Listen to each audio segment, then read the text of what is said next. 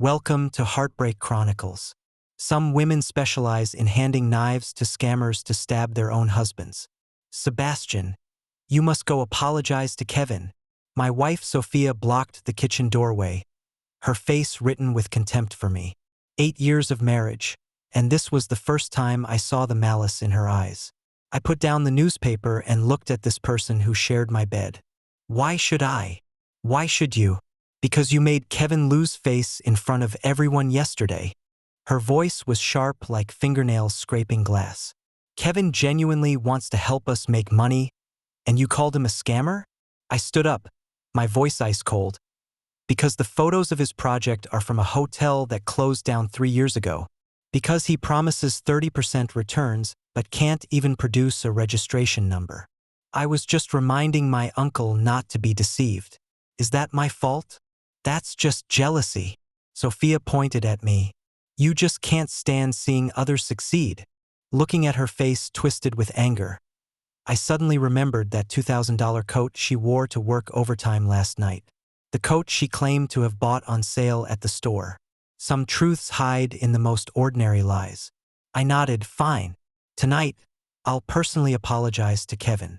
Sophia blinked, clearly not expecting me to compromise so quickly. Really? Really? At 7 tonight, I'll let Kevin hear the apology he wants to hear. I walked toward the sink. But first let me go to the auto shop. Suit yourself. She grabbed that purse she claimed to have bought on sale, a Hermes bag. Remember, 7 o'clock. Don't make me lose face. I listened to her high heels clicking away, watching her drive off in that work necessity Audi A6. When a wife starts lying, the marriage is already dead. After she left, I picked up my phone. Marcus answered with sleepiness still in his voice. Do you remember that investment project I told you about? The one my wife's friend recommended. That overseas property thing that sounds like a Ponzi scheme? I remember. Did you convince her not to touch it? I smiled bitterly. No. And I think things are more serious than I imagined. I need your help. When? Now. An hour later, Marcus appeared at my auto shop. He was in his early 50s with graying hair, wearing a simple checkered shirt and jeans. He looked around my modest auto shop, 3 service bays, shelves full of tools and parts, and that diagnostic computer I was so proud of. So, what's really going on? I pointed to the office. Let's talk inside. In the office, I poured him coffee and began explaining. Marcus, if I suspect someone is transferring my assets, what evidence would I need to hold up in court? Marcus put down his coffee cup, his expression becoming serious. Be specific. I checked the bank account. Last month, $200,000 was transferred out of our joint account. Sophia said it was her money, used to invest in Kevin's project. Money in a joint account, legally speaking, she does have the right to use. Marcus frowned. But if there's evidence of fraud or other illegal activities, I think there is. I opened the computer and brought up a cloud interface. Sophia's car was bought by me, and I installed the dashcam. It has cloud sync functionality. Marcus narrowed his eyes. What do you want to do? I want to hear what she and Kevin talked about in the car. Sebastian, this might have legal issues. The car is in my name. I installed the recorder. The cloud account is mine. I looked at Marcus. I have the right to check my own vehicle's records, don't I? Marcus considered this. Technically, yes. But if it involves privacy, what if I discover evidence of a crime? That's a different matter. Marcus sat up straight. But you need to ensure your actions are completely legal. I don't want to defend your evidence-gathering methods in court. I pressed play. The first recording came through, and the room's temperature seemed to drop 10 degrees instantly. Sophia's voice. Sebastian has no idea what we're doing. He's just a blue-collar guy who fixes cars. Can't think around corners. Kevin's laughter. That's perfect. Once all the assets are transferred, he won't be able to chase them down even if he tries. Money in overseas trusts, even the FBI can't trace. Marcus's face changed. He signaled me to continue. Sophia, what about the house? Kevin, I've already had the lawyer prepare documents. As long as you get Sebastian to sign the divorce papers, the house is ours. By then, our overseas money combined will be enough for the rest of our lives. The most vicious betrayal comes from those closest to you. Sophia, will he agree to divorce? Kevin, with his weak personality, he'll compromise for the child's sake. Plus, I've already arranged for Linda to testify that your relationship has long been broken. Sophia, Linda knows about us? Kevin, she knows some things. Women, just give them some sweetness and they're fine. The recording ended. The office was terrifyingly quiet. Marcus slowly spoke. Sebastian, this isn't adultery. This is premeditated financial robbery. I know. I turned off the player. So I need more evidence to make these snakes pay. What else do you have? I opened the GPS interface. This is Sophia's vehicle tracking record. Every time she said she was working overtime, she actually went here. I pointed at the screen. Not her company, but an abandoned sales office. But it's brightly lit inside, with elderly people going in and out. Scammers' lairs always hide in the most inconspicuous places. Marcus stood up. We're going there now. Now? Sebastian, if your suspicions are correct, your wife and her lover are conducting large-scale fraud. Marcus's voice was serious. We must immediately collect evidence, or they'll destroy everything once they suspect. 30 minutes later, we stopped at the entrance of a half-built residential complex. The abandoned sales office was indeed brightly lit, with elderly people constantly coming and going, each carrying thick folders. I recognized one of them, Mr. Wilson, my uncle's neighbor. Mr. Wilson, I called out to him. Mr. Wilson saw me, embarrassment flashing across his face. Sebastian, what are you doing here? I want to ask you the same question. I walked over. What is this place? Mr. Wilson looked around and lowered his voice. Mr. Kevin's investment company. They have a great project, 30% annual returns. I've already invested 100,000. Hearing this, my heart sank. The easiest people to deceive are often the kindest ones. Mr. Wilson, could you let me see the contract? This wouldn't be appropriate. My friend is a lawyer. He can help you check if there are any problems. Mr. Wilson hesitated, then took the contract from his folder. Marcus took it and quickly scanned through it, his expression growing darker. 2 minutes later, Marcus looked up.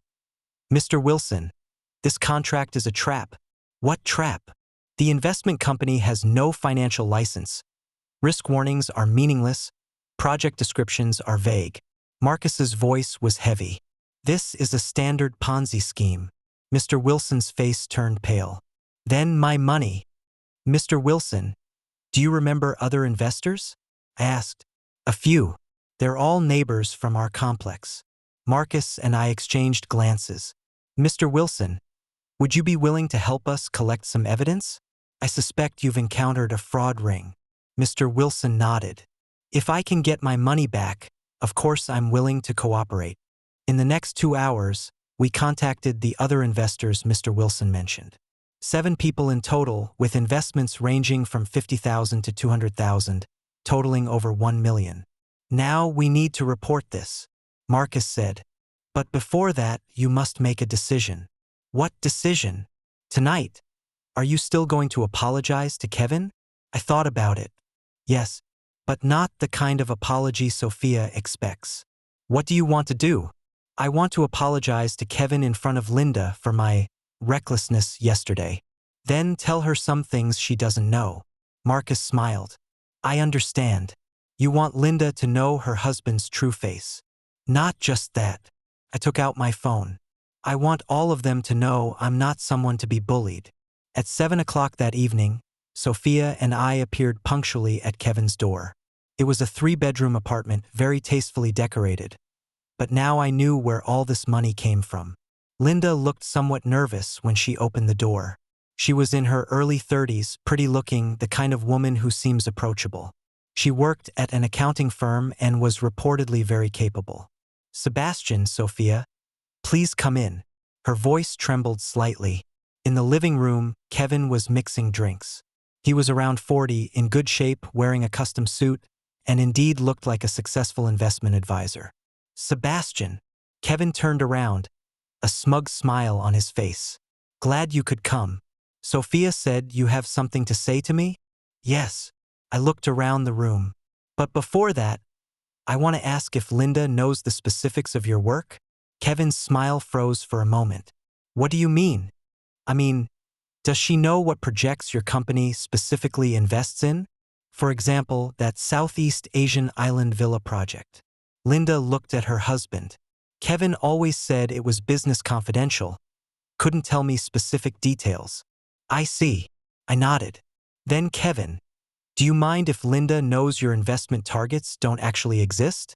The air in the room instantly solidified. Kevin's face changed. What are you talking about? I'm saying the photos in your brochure are stolen. I'm saying the 30% return rate you promise is impossible to achieve. I'm saying you don't have any valid financial licenses. Sophia quickly stood up. Sebastian, what nonsense are you spouting? I'm not spouting nonsense. I took out my phone from my pocket. In fact, I spent the entire day today investigating your investment project. Linda, do you want to know what your husband has been doing these past few months? Linda looked like she'd been struck by lightning. What are you saying? I pressed play. The voice from the recording silenced everyone. Kevin's voice. Once all assets are transferred, he won't be able to chase them back. Money in overseas trusts. Even the FBI can't trace it. Linda's face turned deathly pale. What is this? This is a recording of your husband and my wife's conversation in the car. I continued playing. They plan to transfer all my assets overseas, then leave me with nothing. The recording continued playing more details. Sophia tried to grab my phone, but I dodged her. Enough, Kevin shouted. This is illegal wiretapping. Is it? I looked at him. The recording device was installed by me in my own car. The vehicle is registered in my name. I have complete right to check my own vehicle's records. Linda slowly sat down, looking like she was about to faint. Kevin, is all this true? Kevin didn't answer, but glared at me furiously. What do you want? I want my money back. I want my wife to stop participating in fraudulent activities. I looked at Sophia. I also want a divorce. Tears welled up in Sophia's eyes. Sebastian, I can explain. Explain what? Explain how you transferred $200,000 to a scammer behind my back. Explain how you planned with him to transfer all our assets? My voice became ice cold.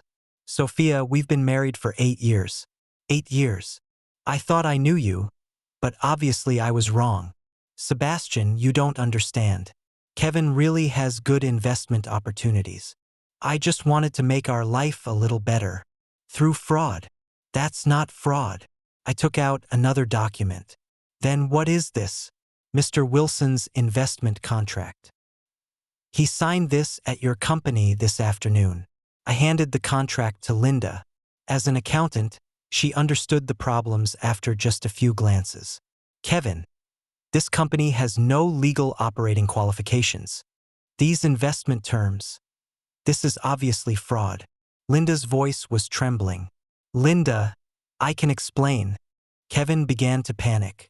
Explain what? Explain why our family suddenly has so much money lately. Explain why you're always mysteriously going out? Linda stood up. Kevin, you've dragged me into this. If the police investigate, I'll be suspected too. Police? Kevin looked at me. You called the police? Not yet, I said. But if my money isn't back in my account by noon tomorrow, I'll turn this evidence over to the police. You're threatening me? I'm giving you a chance. I stood up. Kevin, I know how many people you've scammed. I met Mr. Wilson and several other victims today. If you stop now and return everyone's money, maybe things can still turn around. Kevin looked like a cornered beast. Who do you think you are? A car mechanic? Daring to boss me around? You're right. I'm just a car mechanic. I smiled. But I'm a very good car mechanic. And I have friends who are very good at handling legal problems. My phone rang. It was Marcus calling. Sebastian, I just contacted the police. They're very interested in this case. Also, I checked Kevin's background. He was warned for similar fraudulent activities 3 years ago. I put it on speaker so everyone could hear. Linda completely broke down after hearing this. Kevin, what else are you hiding from me? Linda, listen to me. No, I don't want to listen anymore. Linda stood up. Sebastian, I want to cooperate with your investigation. I need to protect myself and my child. Linda, are you crazy? Kevin grabbed her arm. Let go of me. Linda broke free from him. Kevin, you've ruined everything. You've made me an accomplice to crime. Sophia saw the situation going bad and began to panic. Sebastian, let's talk. Privately. There's nothing to talk about. I looked at her. Sophia, you made your choice. Now you must bear the consequences. Kevin suddenly rushed to the balcony. I thought he was going to jump, but he was just getting something. When he came back, he had a black briefcase in his hands. Fine, you want evidence? He threw the briefcase on the coffee table. Everything's in here, all contracts, transfer records, and client lists. Are you satisfied now? I didn't touch the bag. Marcus, what do you think?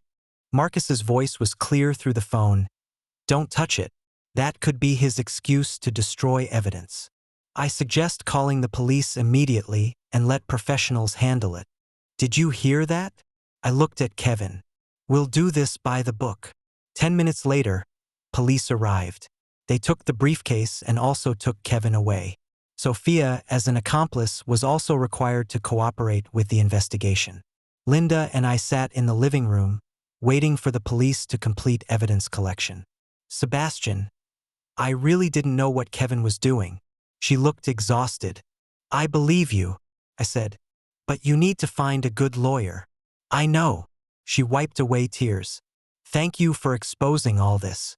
If you hadn't investigated, I might never have known the truth. Linda, I want to ask you a question. Did you really not know anything? She was silent for a long time.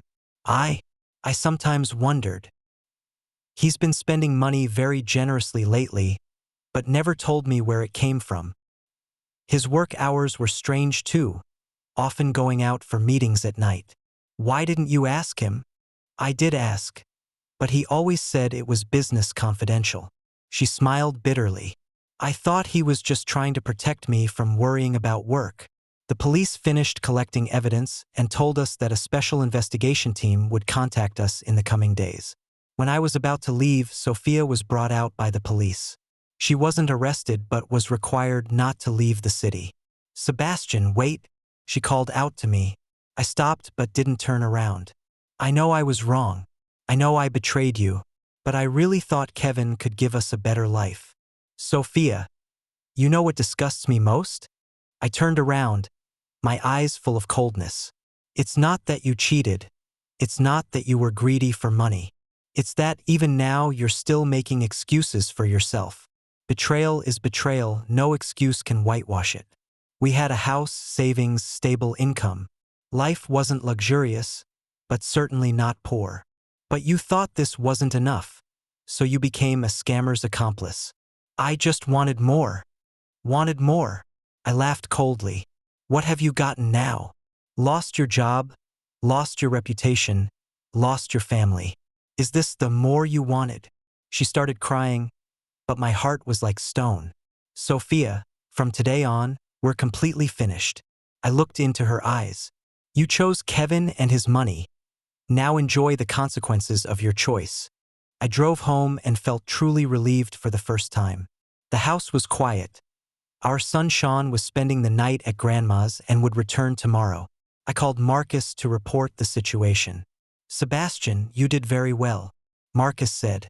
The evidence chain is complete. They can't escape. What about Sophia? She was involved quite deeply and may face criminal prosecution. But if she cooperates with the investigation, her sentence shouldn't be too long. I hung up and sat on the sofa thinking about what comes next.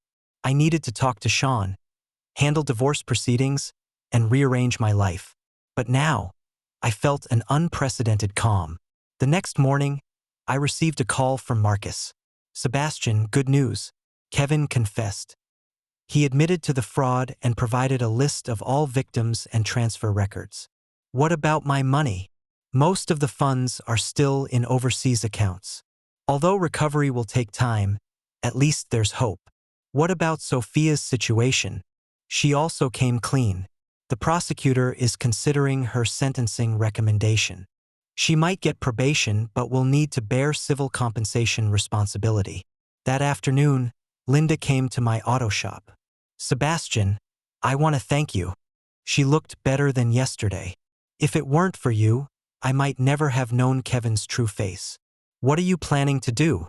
I've already consulted a lawyer about divorce. She sat across from my office desk.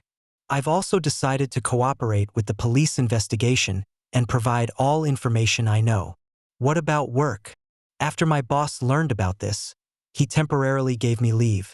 After the investigation ends, if I'm not prosecuted, I can go back to work.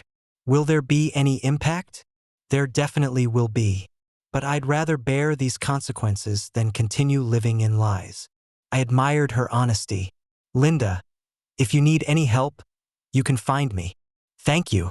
She stood up to leave, then stopped. Sebastian, I have a question. How did you think to check the dash cam recordings? I smiled. Professional habit. When I repair cars, I always diagnose where the problem is. When I found problems in my marriage, I used the same method to find the cause. You're a smart man. No, I'm just a careful person. After Linda left, I continued working. While doing maintenance on a car, my phone rang with an unknown number. Hello, is this Sebastian the mechanic? This is Mr. Wilson. Mr. Wilson, hello. What's the matter? Well, the police interviewed me today. They said my money might be recoverable. I want to thank you. No need to thank me, it was the right thing to do. Also, I want to ask if your auto shop is hiring?